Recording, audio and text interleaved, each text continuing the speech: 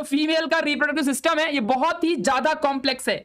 इसे समझने के लिए वो एवेंजर की मूवी जैसा होता है ना, पहले थॉर की एक अलग मूवी आएगी, फिर उधर कैप्टन अमेरिका की अलग मूवी आएगी, फिर जो अपना वो मोटा सांड है उसका मूवी अलग से आएगा, फिर स्पाइडरमैन का अलग से मूवी आएगा, फिर उधर से डॉक्टर स्ट्रेंज का अलग से मूवी आएगा, फिर एक ऐसी मूवी आएगी एवेंजर सिविल वॉर जिसमें सारे मिलेंगे और आपस में लड़ेंगे, फिर एवेंजर्स इन्फिनिटी वॉर, वहां पे सब खत्म हो जाएगा, है ना। तो इस तरीके से होने वाला है।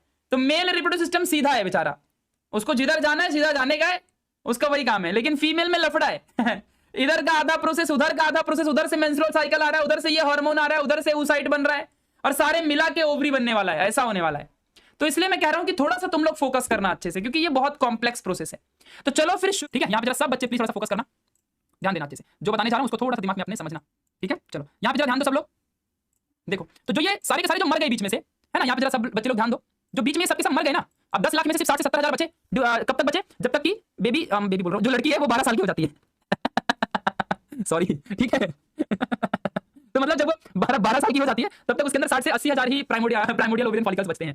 चलो ठीक है, तो इस डिस्ट्रैक्शन को हम क्या कहते हैं, जो डिस्ट्रैक्शन है, ठीक है, जरा ध्यान देना अच्छे से, प्लीज समझो अच्छे से, दिमाग लगाओ। इस डिस्ट्रैक्शन को, डिस्ट्रैक्शन मतलब खत्म होना, डिस्ट्रैक्शन मतलब गुमराह होना, तो डिस्ट्रैक्शन नहीं बोल रहा, डिस्ट्रक्शन कह रहा हूं। किसकी बात कर रहा हूं मैं, डिस्ट्रक्शन की बात कर रहा हूं। डिस्ट्रक्शन मतलब तोड़ फोड़, मर जाना, ऐसा समथिंग। तो यहाँ पे जो डिस्ट्रक्शन हुआ है, तो लार्ज स्केल डिस्ट्रक्शन मतलब खात्मा of primordial follicle during the growth is called अट्रेसिया। तो इस चीज को याद रखना, दिमाग में अपने बिठा लेना, क्लियर है, समझा अच्छे से, इस बात को समझ के रखना अच्छे से। चलो तो प्राइमोडियल फॉलिकल्स किल होते रहते हैं, मर जाते हैं बेचारे। अब हम आगे की बात करेंगे, चलो अब लिसन केयरफुली प्लीज बच्चा। अब जो लड़की है ना, जो लड़की है गलती से बेबी निकल गया तो फिर लफड़ा हो जाएगा ना, इसलिए कंट्रोल करना पड़ेगा। तो जो लड़की है भाई, वो लड़की अब धीरे धीरे क्या होगी, प्यूबर्टी में आएगी। प्यूबर्टी बोले तो वो मैच्योर होगी, अब बड़ी होगी, अब नन्ही मुन्नी राजकुमारी बड़ी होगी, समझा अच्छे से। तो जब वो बड़ी होगी ना, तो धीरे धीरे यही जो प्राइमोडियल ओवेरियन फॉलिकल POF, ठीक है, यही लिख रहा हूं मैं, प्राइमोडियल ओवेरियन फॉलिकल्स, ये किसमें कन्वर्ट होंगे, अब ये बड़ा मैच्योर्ड चीज बनने वाली है, ग्राफियन फॉलिकल्स, ग्राफियन फॉलिकल्स, ठीक है, याद रखना अच्छे से। तो ग्राफियन फॉलिकल के बारे में डिटेल में अभी बताऊंगा, आप टेंशन मत लेना, ठीक है।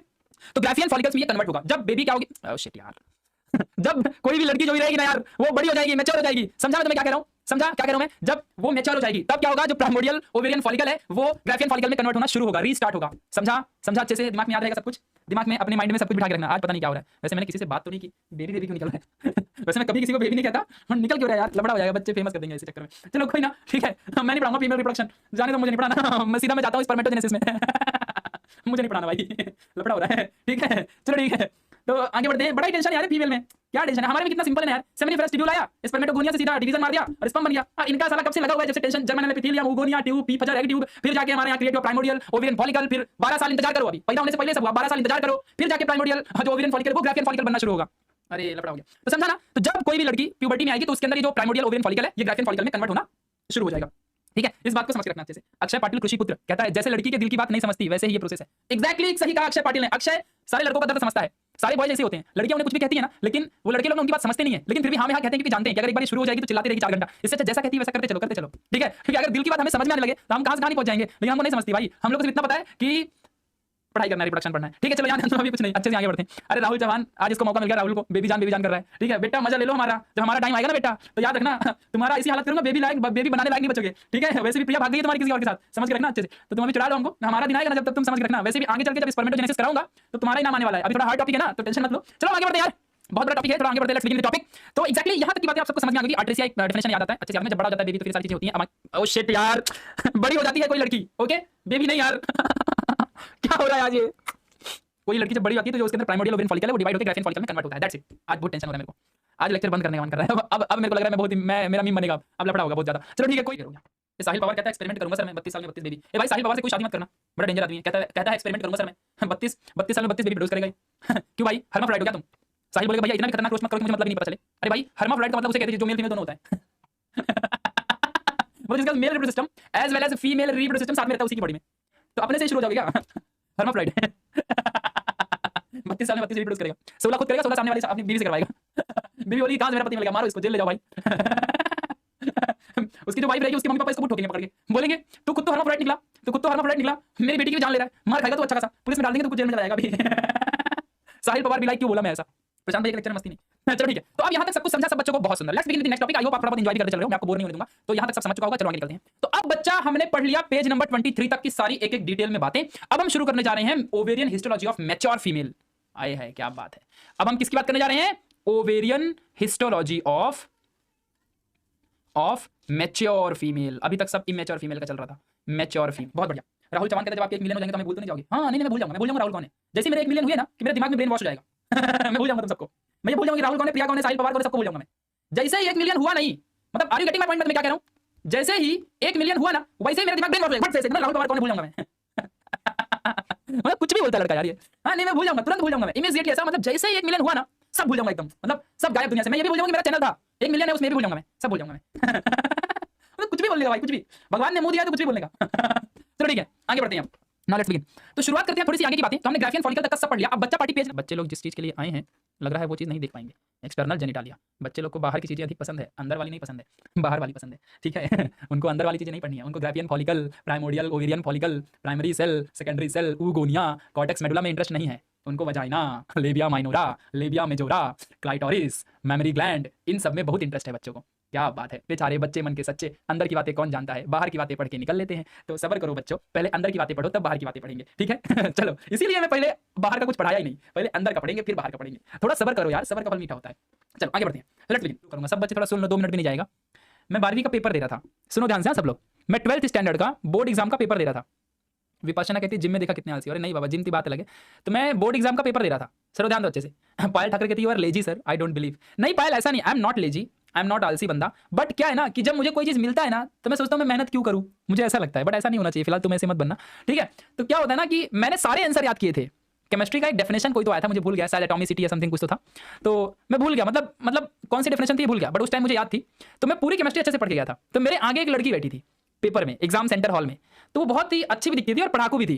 तो मेरे आगे उसका लग गया नंबर, मैं उसके पीछे बैठा था। तो क्या हुआ ना कि अब देखो तुम्हारा प्रशांत भैया कितना आलसी, तुम बिलीव भी नहीं करोगे। तो क्या हुआ मालूम है, वो उसने आंसर लिखा अपने बुक में उसने आंसर लिख दिया। मुझे भी पता है मैं आंसर लिख सकता हूं खुद से, मुझे याद था पूरा। मुझे केमिस्ट्री में 94 मिले थे आउट ऑफ 100, लेकिन वो लड़की को कितना मिला मुझे क्या पता, कौन से सेंटर से आई थी मुझे नहीं मालूम, ठीक है। तो उसने आंसर लिखा अपने बुक में, अपनी आंसर शीट में, और बाजू में आंसर शीट रख दिया और दूसरे सप्लीमेंट में वो लिखना शुरू कर दी। तो मैंने अभी कैसे मैं लिखते लिखते ऐसे क्या ऐसे खुजाते हुए ऐसे देखा, अरे तो उसका आंसर शीट सामने रखी हुई थी। जब मैंने देखा तो उसका आंसर शीट सामने रखा हुआ है, अरे बाप रे आंसर दिख गया। तो मैंने क्या किया पता है क्या, मतलब मेरे को भी आंसर आता है, लेकिन मैंने ये सोचो, तुम बिलीव भी नहीं करोगे, जब हमको कोई आंसर याद रहता है तो हम क्यों किसी का देखेंगे, हम खुद से लिखेंगे ना। तो जैसे मुझे उसका आंसर दिखा ना, और वही आंसर मैं भी लिख रहा था, तो भाई मैंने उसको कॉपी करना शुरू कर दिया। मुझे पता सही लिखी है तो लिख लेता हूँ कॉपी मार के। कौन अपने से लिखे भाई, अपने से कौन लिखे, कॉपी मार लेता हूँ ना सारा का सारा आंसर, पूरा आंसर कॉपी कर लिया। थोड़ा सा अपने जैसा भी लिखा, क्योंकि मुझे पता है कि मुझे कैसे आंसर लिखना था। देखो मुझे मालूम है आंसर कैसे लिखना है, मैंने उसमें अपना मॉडिफाई भी किया, अपनी हैंड राइटिंग सब अच्छे से। लेकिन जब मुझे दिख गया कि इसका, तो मैं उसका पढ़ने लग गया कि ये क्या लिखी है और इसने क्या लिखा है, आखिर किस तरीके से ये लड़की लिखी है। तो फिर मैंने उसका सारा आंसर कॉपी मार लिया। ले भाई दिख रहा है तो देख लो, जब तक दिख रहा है तो देखो, जब दिखेगा नहीं तो देखा जाएगा, खुद से लिखेंगे। भाई आता है अपने को, कोई समस्या नहीं, बट क्यों मेहनत करने का। अल्बर्ट आइंस्टाइन एक बार अपने ड्राइवर के साथ कार में बैठ के जा रहे थे, कहीं से उनका शो हुआ था, तो उस शो के बाद कार में बैठ के जा रहे थे अपने घर। तो ड्राइवर कहता है कि सर अपने घर का एड्रेस बताइए, टैक्सी वाला था वो। तो टैक्सी वाला कहता है अपने घर का एड्रेस बताओ तब ना तुम्हारे घर में पहुंचाऊंगा मैं तुमको। तो आइंस्टाइन कहते हैं मुझे मेरे घर का एड्रेस ही याद नहीं है। ड्राइवर कहते हैं अजीब आदमी है, इतना बड़ा आइंस्टाइन है ये, और आइंस्टाइन को अपने घर का एड्रेस ही नहीं पता है, और बड़ी बड़ी ज्ञान दे रहा था, रिलेटिविटी थियरी, ई बराबर MC स्क्वायर। सही में MC है क्या, ठीक है। ठीक है, घर का एड्रेस नहीं मालूम है। तो आइंस्टाइन कहते हैं कि ड्राइवर पूछता है कि आपको एड्रेस नहीं पता, आप आइंस्टाइन हो। तो आइंस्टाइन कहते हैं कि जो चीज मैं अपने पेपर में लिख सकता हूं और उसको लिख के रखा हूं, तो उसको दिमाग में क्यों याद रखूं मैं, खाली फोकट हमारे मेमोरी के सेल खराब हो जाएंगे। ड्राइवर कहता है लगा था कि बड़ा ही चतुर आदमी, बहुत ही तेज तर्राहट है, ये तो मेरे से भी आलसी निकला, सिर्फ नाम है आइंस्टाइन, मेरे से भी आलसी है ये तो। फोकट में 2-3 थियरी देके फेमस हो गया, मेरे को इसकी वीकनेस पता चल गई।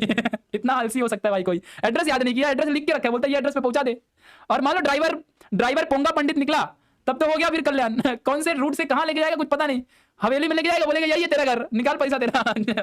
पूरे सर के टकले के बाल उड़ा लूंगा, जब करंट लगा जैसे बाल खड़ा करके रखा है, टकला बना दूंगा, साफ पुजारी बना दूंगा घर में एकदम।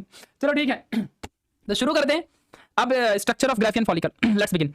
तो भाई बड़ी समस्या है यार, एसी चालू करो तो ठंडी लगती है और एसी बंद करो तो गर्मी लगती है, किया क्या जाए समझता नहीं है। ये राहुल की वजह से सब हो रहा है, राहुल ने ऐसा किया है, गर्मी फैला रहा है चारों तरफ। स्ट्रक्चर ऑफ ग्राफियन फॉलिकल, तो सबसे कबाब कहता है प्रशांत तिवारी औकात में रहो। मैं कब औकात से बाहर गया भाई।